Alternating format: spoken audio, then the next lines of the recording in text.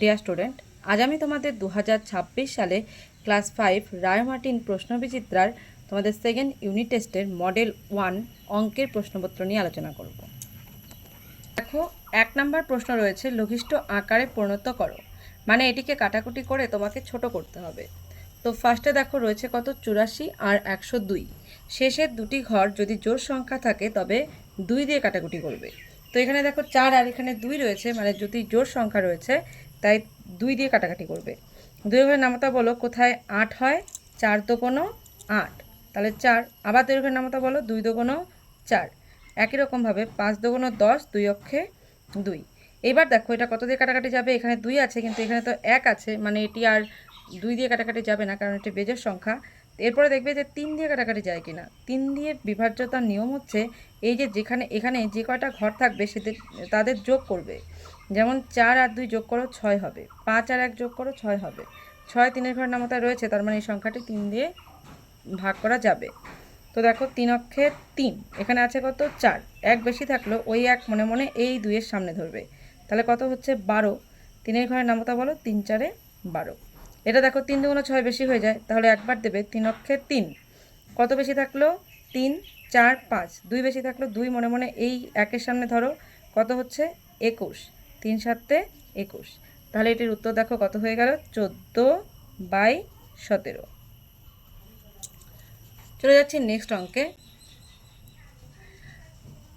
খ নম্বরে রয়েছে 1020 পয়সা সমান সমান কত টাকা কত পয়সা। 1 টাকা মানে কত পয়সা, মানে 100 পয়সা। এটা পাশে লিখে নেবে যে 1 টাকা মানে কত পয়সা, 100 পয়সা। এরপরে দেখো এটাকে 100 দিয়ে ভাগ করবে। 100 দিয়ে ভাগ করলে আমরা একবার দেবো, একবার দিলে কত হবে 100। এরপরে বিয়োগ করলে কত হয়ে যাচ্ছে 2, এই শূন্যটা কেটে নিয়ে বসাবে। এবার এখানে শূন্য কাটার পরে যখন এখানে বসালে তাহলে কি একবারও অঙ্ক যাবে, যাবে না, কারণ এখান থেকে এটা ছোট আছে, তাই এখানে একটি শূন্য বসিয়ে দেবে। আর এটা শর্টকাট উপায় হচ্ছে, যেহেতু 1 টাকা মানে 100 পয়সা আর পয়সার ঘর সবসময় দুটো ঘর পয়সার হয় আর বাকিটা টাকার ঘর হয়, তাই এখান থেকে দুটো ঘর অর্থাৎ এই 20 পয়সা এবং এই সামনে যা থাকবে সবটাই হবে টাকা, তাই মুখে মুখেই কিন্তু হিসাব হয়ে যায় যে 10 টাকা 20 পয়সা। এরপরে দেখো পরের প্রশ্নটি ছিল 0.007 এবং 0.027 কোনটি বড় এবং কোনটি ছোট। এটিও তোমরা চোখে দেখেই বুঝতে পারবে। প্রথমে দেখো শূন্য এখানেও রয়েছে, এখানেও রয়েছে, এখানে দশমিক, এখানে দশমিক, এখানে শূন্য, এখানে শূন্য, কিন্তু এখানে শূন্য, এখানে রয়েছে কত 7, তার মানে এটি বড় হয়ে গেল আর এটি ছোট, তাহলে এটি ছোট এবং এটি বড়। এরপরে নেক্সট প্রশ্ন দেখো, একটি আয়তক্ষেত্রের অর্ধপরিসীমা। আয়তক্ষেত্রের অর্ধপরিসীমাতে কিন্তু দৈর্ঘ্য যোগ প্রস্থ হয়। আয়তক্ষেত্রের অর্ধপরিসীমাতে থাকে দৈর্ঘ্য এবং প্রস্থ, তাহলে দৈর্ঘ্য যোগ প্রস্থ লিখবে। এরপরে দেখো অপ্রকৃত ভগ্নাংশকে মিশ্র ভগ্নাংশে পরিণত করো। তো দেখে নাও এটি কী করে করতে হয়। ভাগ করে করতে হয় অপ্রকৃত ভগ্নাংশকে মিশ্র ভগ্নাংশে। প্রথমে 7 দিয়ে 54কে ভাগ করবে, 7 7 49, বিয়োগ করলে কত থাকবে 50 51 52 53 54, 5। এই 5টা উপরে লিখবে আর এখানে ভাজকটা নিচে লিখে দেবে। এটাই হয়ে গেল মিশ্র ভগ্নাংশ। মিশ্র ভগ্নাংশতে একটি পূর্ণ সংখ্যা থাকে এবং একটি প্রকৃত ভগ্নাংশ থাকে। এরপরে দেখো নেক্সট অঙ্ক, ভাগ করো। দেখো ভাগ অঙ্কটি কী করে করবে, 100 দিয়ে 67কে কি ভাগ যাবে, যাবে না, তাই একটি দশমিক দিয়ে এখানে একটি শূন্য নেবে আর দশমিকের আগে একটি শূন্য বসাতে হয়, এর কোনো মূল্য নেই। এরপরে 6 বার দেবে 600, বিয়োগ করো 0 7 7ই হবে। এরপরে দশমিকের জন্য তুমি প্রতিটা লাইনে একটি করে শূন্য পেয়ে যাবে। এরপর 7 বার দাও 700, ব্যাস হয়ে গেল। এবার লিখে দাও সুতরাং নির্ণীয় ভাগফল, যেহেতু ভাগ করতে বলেছে এই লেখাটা কিন্তু লিখে দেবে, নির্ণীয় ভাগফল 0.67। চলে যাচ্ছি নেক্সট অঙ্কে। নেক্সট অঙ্ক দেখো রয়েছে একটি বিন্দু দিয়ে কতগুলি সরলরেখা আঁকা যায়। তুমি একটি বিন্দু দিয়ে দেখো এই দিকে এদিকে কতগুলি সরলরেখা আর্ট করতে পারবে, তোমার যতগুলো ইচ্ছে তুমি কিন্তু ততগুলো আর্ট করতে পারবে। তাই একটি বিন্দু দিয়ে কতগুলি সরলরেখা আর্ট করা যায়, অসংখ্য। তাহলে একটি বিন্দু দিয়ে কতগুলি সরলরেখা আঁকা যায়, উত্তর লিখে দেবে অসংখ্য। এরপরে প্রশ্ন ছিল দুটি বক্ররেখা পরস্পর কতগুলি বিন্দুতে ছেদ করে, এটি উত্তর হয়ে যাবে অসংখ্য, কারণ তুমি যেই দিকে দেবে সেই দিকেই দেখো বক্ররেখাতে কিন্তু বিন্দু পাওয়া যাচ্ছে। তাহলে এখানে প্রশ্ন দেখো, দুটি বক্ররেখা পরস্পরকে কটি বিন্দুতে ছেদ করে? অসংখ্য। এরপর দেখো শূন্যস্থান পূরণ করো। রেখাগুলির একটি প্রান্তবিন্দু আছে কিন্তু অপর প্রান্তবিন্দু নেই, এরকম রেখাকে কি বলা হয়? রশ্মি, যেমন টর্চ। তারপরে দেখো, একটি সরল রেখার দৈর্ঘ্য মাপা যায় না কারণ সরল রেখার ড্যাশ নেই, সরল রেখার প্রান্তবিন্দু নেই, তাই সরল রেখার দৈর্ঘ্য মাপা যায় না। সরল রেখাকে যেদিকে খুশি বাড়ানো যায়, কিন্তু যদি সরল রেখাংশ থাকে তাহলে তার কিন্তু প্রান্তবিন্দু আছে। এরপর দেখো রয়েছে নম্বর, বিয়োগ করো। একটি ভগ্নাংশের বিয়োগ অঙ্ক রয়েছে। ভগ্নাংশের যোগ বিয়োগ অঙ্ক যারা পারো না, আশা করি এটি মনোযোগ দিয়ে দেখলে তোমাদের আর কোনো প্রবলেম থাকবে না এই ধরনের অঙ্কে। নিচে যে সংখ্যাগুলি থাকবে, যেমন 7 আর 14 আছে, এখানে প্রথম কাজ হচ্ছে এদের আগে লসাগু করে নেওয়া। দেখো 7 দিয়ে করতে পারবে, 7 × 7, 7 × 14। এরপর এর পাশে যে সংখ্যাগুলো আছে এদেরকে গুণ করে দাও। গুণ করলে কত হচ্ছে? 14। এদের লসাগু তাহলে কত হলো? 14। যাদের যাদের এই অঙ্কগুলোতে প্রবলেম আছে ভালো করে মনোযোগ দিয়ে দেখো, এই অঙ্কগুলো নিয়ে তোমাদের মনে আর কোনো কনফিউশন থাকবে না। এরপর দেখো নিচে রয়েছে যে 7, সেই 7 দিয়ে এই যে লসাগু করে যে সংখ্যাটি পেলে একে ভাগ করে দেবে। তুমি যদি 7কে 14 দিয়ে ভাগ করো তাহলে তুমি ভাগফল কত পাচ্ছ? 2। এই ভাগফল দিয়ে ওপরের সংখ্যাটিকে গুণ করবে, তাহলে ভাগফল কত পেলে? 2। আর ওপরে কত আছে? 3। এদেরকে গুণ করবে। একই রকমভাবে তুমি যদি 14কে 14 দিয়ে ভাগ করো পাবে কত? 1। সেই সংখ্যা দিয়ে ওপরেরটাকে গুণ করে দেবে। এরপরে দেখো 3 × 2 = 6, 5 অক্ষে 5, আর নিচে 14 থাকবেই। এরপরে দেখো 6 থেকে 5 গেলে 1, আর নিচে থাকছে 14। ব্যাস, এটি উত্তর। নির্ণীয় বিয়োগফল।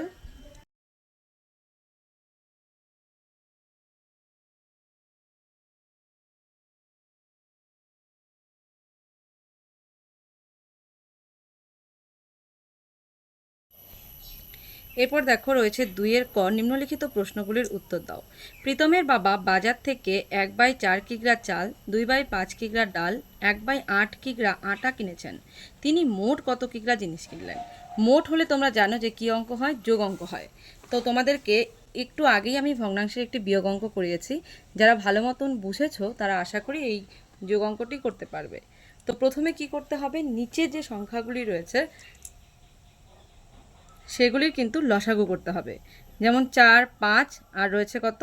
8। এদের লসাগু করলে দেখো কত হয়? প্রথমে 4 দিয়ে করতে পারো, 4 অক্ষে 4, 5 তো যাবে না, 4 × 2 = 8। এরপর দেখো আর যাচ্ছে না, তাহলে দেখো 4 × 2 = 8, 5 × 8 কত হয়ে যাচ্ছে? 40। তাহলে এদের লসাগু হয়ে যাচ্ছে 40।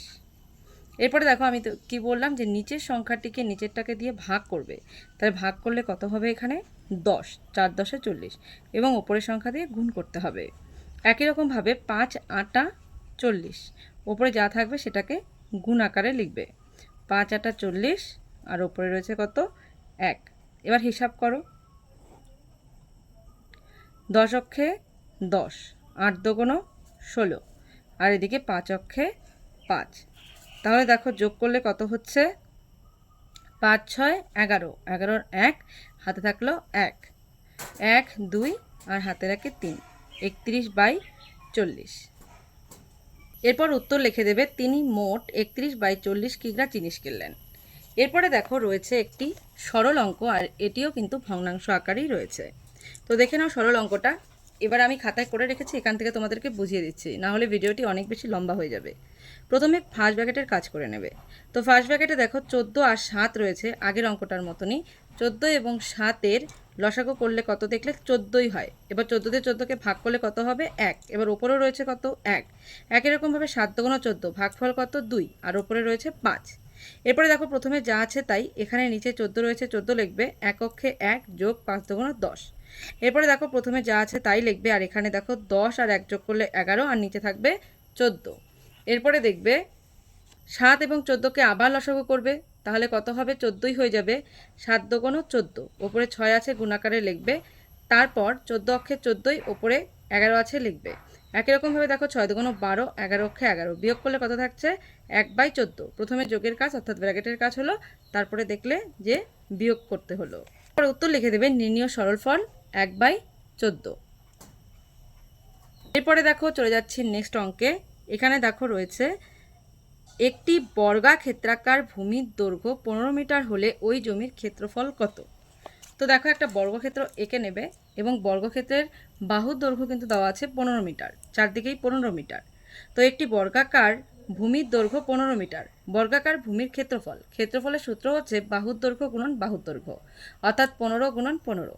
15 এবং 15 গুণ করলে কত হয়ে যায়? 225। মনে রাখবে যে ক্ষেত্রফল বের করার সূত্র কিন্তু বর্গতে হয়, বর্গ মিটার। এরপরে উত্তর লিখে দেবে ওই জমিটির ক্ষেত্রফল 225 বর্গমিটার। চলে যাচ্ছি নেক্সট অঙ্কে। চিত্রসহ সমান্তরাল সরলরেখা কাকে বলে? এই উত্তরটি তোমাদের বইয়েও রয়েছে, আমি এখানে লিখিয়ে দিয়েছি, দেখে নাও। সমান্তরাল সরলরেখার ছবি তোমরা এটাও দিতে পারো, এটিও দিতে পারো, যে কোনো একটি দেবে। আমি তোমাদের দুটি আট করে দিয়েছি, তোমাদের যেটা ভালো হয় দেবে। তো দেখো কাকে বলে। একই সমতলে অবস্থিত দুই বা তার বেশি সরলরেখা যদি তারা পরস্পর মিলিত না হয়, এখানে দেখো এরা কিন্তু পরস্পর মিলিত হয়নি, সেই সরলরেখাগুলোকে সমান্তরাল সরলরেখা বলে। এরপর দেখো চলে যাচ্ছি নেক্সট প্রশ্নে। নেক্সট এখানে একটি চিত্র দেওয়া আছে। প্রদত্ত চিত্রে কতগুলি নাম দেওয়া সরল রেখাংশ আছে সেগুলির নাম সহ উল্লেখ করি। দেখো প্রদত্ত চিত্রে 6টি নাম দেওয়া সরল রেখাংশ আছে। A B, B C, C D, D E, E F এবং এফ এ। তোমাদেরকে আমি চিত্র থেকে নামগুলো একটু দেখিয়ে দিচ্ছি। এখানে দেখো A B, B C, C D, D E, E F এবং এফ এ। চলে যাচ্ছি নেক্সট অঙ্কে। এরপরে দেখো 3-এর প্রশ্নগুলি, নিম্নলিখিত প্রশ্নগুলির উত্তর দাও। একটি চৌবাচ্চায় 3/8 লিটার জল ছিল, কিছু পরে সেখান থেকে 8/25 লিটার জল খরচ হয়েছে, তার মানে এটুকু কী করতে হবে? বিয়োগ। আমি বালতি করে চৌবাচ্চায় 5/6 লিটার জল ঢাললাম, তাহলে নতুন করে আবার জল ঢাললাম, মানে কি অঙ্ক? যোগ। এখন চৌবাচ্চায় কত লিটার জল আছে? এরপর দেখে নাও অঙ্কটি। এখানে 8 আর 25-এর প্রথমে লসাগু করে নেবে, লসাগু করে 200 আসবে। 200 দিয়ে 8কে যদি ভাগ করো তাহলে ভাগফল পাবে 25, এবং 25 দিয়ে ওপরে 3কে গুণ করবে। একই রকমভাবে 8/25-এ 200 হয়, অর্থাৎ ভাগ করে পাবে 8 এবং এই ওপরে 8টিকে লিখে দেবে। তারপরে এখানে যা রয়েছে তাই লিখবে। নিচে দেখো দাগ দিয়ে 200, আর এদিকে দেখো 3/25-এ 75, 8 8 64, এই পাশে যা আছে তাই লিখবে। তারপরে এই দুটি সংখ্যাকে বিয়োগ করে দেবে, বিয়োগ করে আসবে 11 এবং নিচে 200 আছে 200 লিখবে, আর এখানে যা আছে তাই। এরপর 200 এবং 16কে আবার লসাগু করবে। 200 এবং 16কে যদি তুমি আবার লসাগু করো, আমি তোমাদেরকে করে দেখিয়ে দিচ্ছি একটু। 200, এখানে দেখো পাশে করা আছে 200 আর 16, 8 দিয়ে করবে, 8 দুগুণ 16 হয়, দুইবার দেবে। তারপরে দেখো এখানে কত বেশি থাকে? 4, ওই 4 মনে মনে এই শূন্যের সামনে ধরবে, তাহলে কত হচ্ছে? 40, 5 8 40, এবার 8 দুগুণ 16। তারপরে এই সংখ্যাগুলিকে গুণ করে দেবে। 25 দুগুণে কত হয়? 50, আর 8 50-এ কত হয়? দেখো 0 5 8 40, 400। তাহলে এখানে লসাগু করলে চলে এলো কত? 400। 400 দিয়ে তুমি যদি 200কে ভাগ করো তাহলে কত পাবে? ভাগফল 2, আর ওপরে 11 আছে, 11 থাকবে। এবার দেখো 16 দিয়ে তুমি যদি 40কে ভাগ করো তাহলে তুমি কত পাবে? 25। দেখে নাও যদি ভাগটা না বোঝো।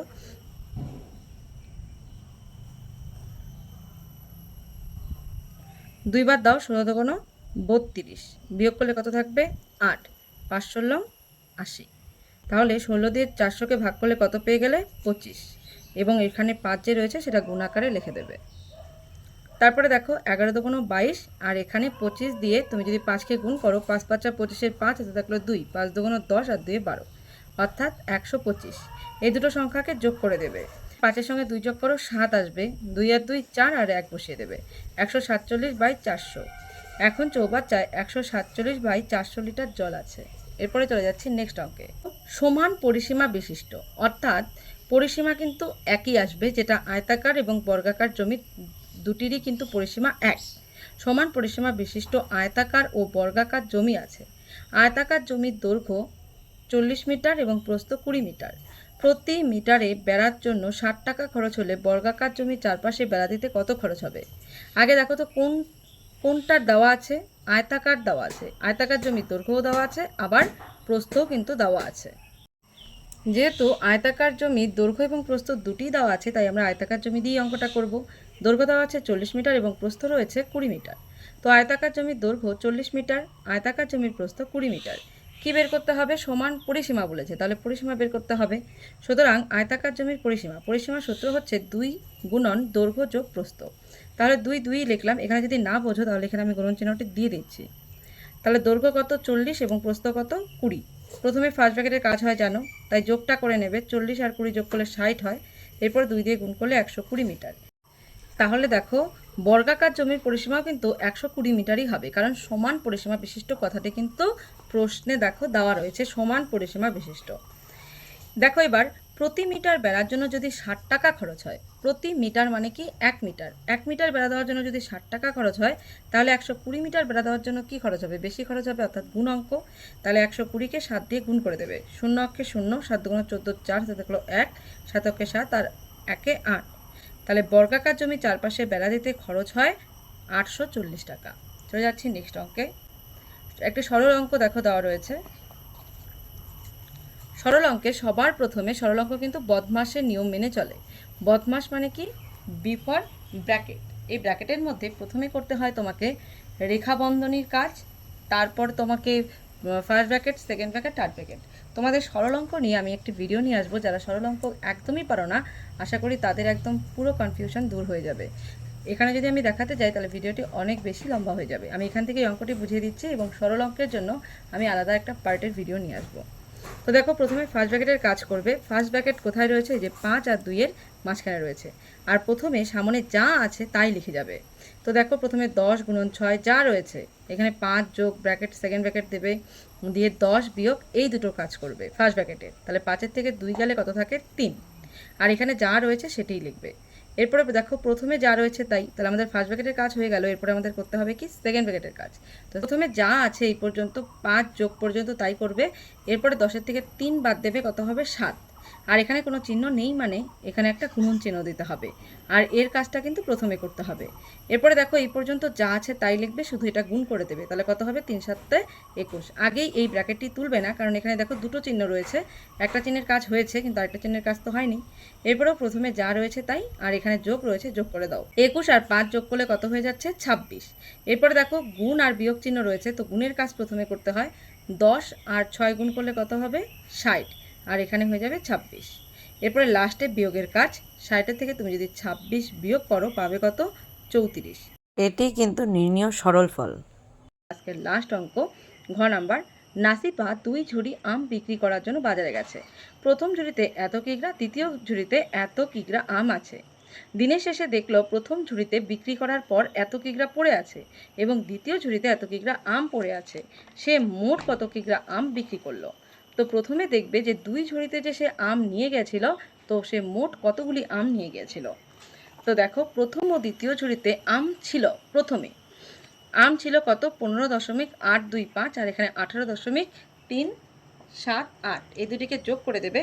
7 আর 5 যোগ করো, কত হয়? 12। 12 2 হাতে থাকলো 1, 8 আর 2 10, হাতে রাখে 11, 11 1 হাতে থাকলো আরও 1, 8 আর 3 কত হয়? 8 9 10 11, আর হাতে রাখি 12, 12 2 হাতে থাকলো 1, দশমিকের জায়গায় দশমিক বসাবে। 8 আর 5 কত হয়? 13, আর হাতে রাখে 14, 14 4 হাতে থাকলো 1, 1 আর 1 2, আর হাতে রাখে 3। তাহলে প্রথম এবং দ্বিতীয় ঝুড়িতে কত আম ছিল? 34.212 কিগ্রা আম ছিল। এবার দিন শেষে কত আম পড়ে আছে সেটি যোগ করে দেবে। এখানে দেখো কত ছিল তাহলে? 2.178 আর 5.188, এটা কিন্তু দিন শেষে আম পড়েছিল প্রথম ঝুড়িতে এবং দ্বিতীয় ঝুড়িতে। তো এই দুটিকে যোগ করলে কত হয়? 8 আর 16। এদিকে দেখো 7 আর 8 15, হাতে রাখে 6 16, 2 আর 1 2, আর হাতে রাখে 3, দশমিকের জায়গায় দশমিক বসাবে। 5 আর 2 যোগ করলে 7 হবে। এবার দেখো এই আমটা প্রথমে ছিল ঝুড়িতে, তারপর বিক্রির পর দেখা গেল যে এখন আম পড়ে আছে এইটুকু। তাহলে কত আম বিক্রি হয়েছে সেটা কি করে বের করবো? এখান থেকে এটা বিয়োগ করে দাও, তাহলেই বেরিয়ে যাবে। তো দশমিকের নিচে কিন্তু সবসময় দশমিকটা ঠিকঠাক মতন বসাবে। বিয়োগ অঙ্ক এবং যোগ অঙ্ক করার সময় ভালো করে মাথায় রাখবে যে দশমিক যেখানে আছে ঠিক তার নিচেই কিন্তু দশমিক বসবে, আর তার ভিত্তিতে কিন্তু সংখ্যাগুলোকে বসাতে হবে। তাহলে প্রথমে 34.212, তারপরে কত আছে দেখো? 7.366।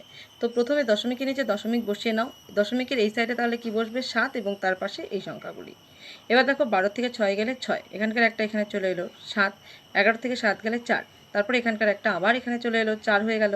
12 থেকে 4 গেলে 8, এখানকার একটা এখানে চলে এলো 8, 8-এর থেকে 14 থেকে যদি 8 চলে যায় তাহলে কত থাকে? 6। একই রকমভাবে এখানকার একটা যদি এখানে নাও তাহলে 3-এর থেকে 1 গেলে 2 থাকবে। তাহলে সে মোট 26.846 কিগ্রা আম বিক্রি করলো। ভিডিওটি হেল্পফুল হলে ভিডিওটিতে একটি লাইক করে দিও, চ্যানেলটি সাবস্ক্রাইব করে পাশে থাকা বেল আইকনটি প্রেস করে রেখো, যাতে আমার ভিডিওগুলি সবার প্রথমে তোমাদের কাছে পৌঁছে যায়। আমি কিন্তু তোমাদের পরিবেশের ওপরেও যে প্রশ্নপত্র আছে সেটিও কিন্তু সলভ করেছি। তোমরা যদি সেই ভিডিওটি না দেখে থাকো তাহলে নিচে ডেসক্রিপশন বক্সের লিঙ্ক দেওয়া থাকবে, সেখান থেকে দেখে নিতে পারো। পরের ভিডিওটিতে আমি বাকি অঙ্কগুলি নিয়ে আলোচনা করব। ভিডিওটি তোমাদের কেমন লাগলো অবশ্যই কমেন্ট বক্সে কমেন্ট করে জানিও। তোমাদের যদি কোনো প্রশ্ন নিয়ে কোনো সমস্যা থাকে আমাকে কমেন্ট বক্সে জানাতে পারো। আমি চেষ্টা করব সেই বিষয়ে তোমাদেরকে সমাধান খুব তাড়াতাড়ি নিয়ে আসতে। Thanks for watching.